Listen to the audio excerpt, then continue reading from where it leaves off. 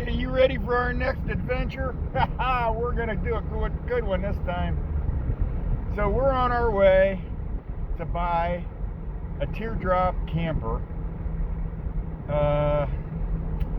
It's supposed to be a 1948, and we're not sure, maybe homemade, because nobody can figure out what brand it is. But it's in rough shape, and we're gonna fix it. We're gonna restore it. We're gonna have a good time. Big project. Stay with me. I'll be back. Alright, so we're here picking up my brother-in-law Scott, Ed Scott. He's gonna ride along because we got a 2-hour drive and we don't know what kind of shape the wheel bearings are in or the tires are in, and when we break down I want somebody there. Say hi, Scott. Hey. So we're gonna pack up here and head out. Who's that? So we've been driving an hour and a half, and we got about another half hour, 40 minutes to go. We just stopped at a little park here to take a break. Scott wanted to fly his drone. We're at the Ohio River. Hang on, I'll flip this around and show you. All right, so there's Scott's drone. Across there's an island, so this is half of the Ohio River, and then the other half's on the other side of that island. So Scott's gonna get some pretty cool video here out over the water with his drone real quick, and then we'll head over there, and about 40 minutes we'll be there, and I'll see you there. So we spent about 2 hours where we picked it up because we had to wire lights for the rear of the trailer. So we had turn signals and brake lights and running lights. So we got it all wired up, and I discovered my phone was getting a little low, and I didn't have a charger with me. So I didn't want to take a chance of running out of phone while on the road with this thing in case we needed help. So I didn't record anything while we were there. But, well, I did a little later after we got it home. Alrighty, I'm back. So I apologize for no footage of actually picking it up. I video with my phone, and my phone was starting to die, and on that long trip I didn't want to not have a phone, and especially pulling this thing if we had trouble. So anyway, it was a 350-mile round trip to pick it up, Athens, Ohio. Everything went well. We had a little bit of vibration. It almost acted like there's a busted belt in a tire. At 50 it was fine, and at 70 it was fine. If you got around 60, 65, it just shook like crazy. So it's going to get new tires, and I'm sure that's the issue. It had to be something to do with a tire. But anyway, so I'm going to start taking paint off here. It's yet to be determined if we're going to pull the skin off this. We'll see what it looks like. The paint's got to come off the sheet metal because it's going to be used regardless. So that's the first thing we're going to do, is just strip all this paint off here. And I'll show you progress here in a little bit. Okay, a little update. Looks like there's about, I don't know, 5 colors. There's a yellow, and then a blue, and then a red, and a white. Maybe that's all, 4 colors. And it's going down to pretty much bare metal pretty easily. I'm using an angle grinder and a real aggressive wire brush. I've probably been at it an hour or so, maybe an hour and a half, and I'm about halfway down one side. I'm not doing that lower part below the molding right there. There's a lot of rusted areas there, and I'm going to replace that bottom panel. There's a seam under that molding. I think I'm going to take that molding off next. Yeah.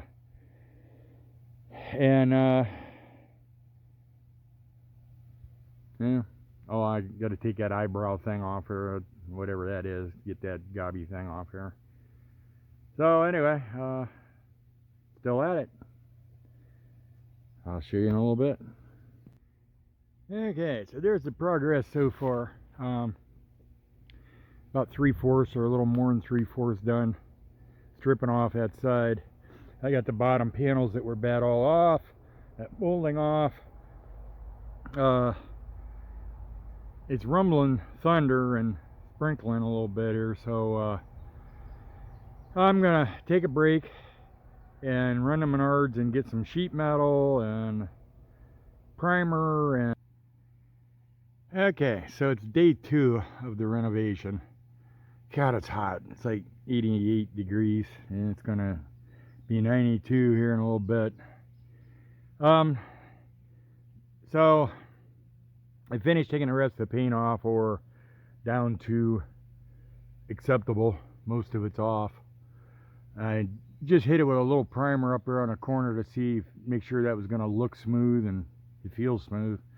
And where the primer is, it looks pretty good. It'll be fine. So I got one more piece of tin to cut here for around the rest of that wheel well.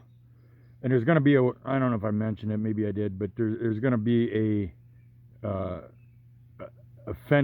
like a wheel flare that'll cover, you won't see these seams behind the flare. But I've spent like the last hour and a half inside. You can kind of see down through there by the tire, ripping out some of the floor, because the floor lays in angle iron that's along this bottom, and I need that. And then the floor's bad, it needs a new floor in it. So I started ripping that out and exposed enough that I can get to the angle iron to put the nuts on, and I can reach up behind to hold the nut while I tighten it from the front, the bolt. There'll be a row of bolts all along the bottom, and then up this one brace, and up that brace in the front right there. And then there will be at the seam bolts, but the molding that will go over that seam gets sandwiched, so the bolts will go through the molding and both layers of tin all at the same time. So that's where I'm at. I have to finish tearing apart the wheel well so I can get to the angle iron here. It's just plywood boxing around. It's an angle iron frame around the wheel well, but it's covered in plywood. So I gotta get all that off yet. I'm gonna use 3/4 plywood to box in that wheel well. Sheesh. Anyway, well, I'll show you here in a little bit where I'm at. So there you can see where I pulled some of the floor. The floor lays in that angle iron, but I have to bolt through that angle iron on the side for that new tin that's on the siding. This thing's a bear. Of course, everything's bolted through the plywood and into the angle iron, and obviously, of course, 1948 bolts are pretty corroded and rusted, and so I gotta just get to them and cut them off basically to get them out of there. And everything's kind of coming apart in pieces, little at a time, and it's time consuming. Oh, here's a funny story. So on the way home, we had, at 50 mile an hour, it rode real smooth. At 60, it just vibrated like crazy. And at 65. If you get up to 70, it smooths right out again. And we had a hunch it was a tire, but we stopped several times and checked and couldn't see any issues. So we just tried to keep it either at 50 or below or 70. So anyway, I checked the tires a couple times, but it must have just been in a spot you couldn't see it. Look here. That's why it was vibrating. Oh boy, we're lucky we made it home. But we did. And it was going to get new tires anyway, so it really doesn't matter. There you have it. Be back. Okay, so by the end of the second day, I had the driver's side pretty well done. The metal was replaced on the bottom. All the old paint was cleaned off, and it was all primered. So day 3, we're going to start the passenger side, which is actually in a little worse shape and going to be a little bit more work. That'll be in the next video. Hey, thanks for watching the videos, and if you like this project and like to follow along, please subscribe and hit a thumbs up. It helps me out. I'll see you next video.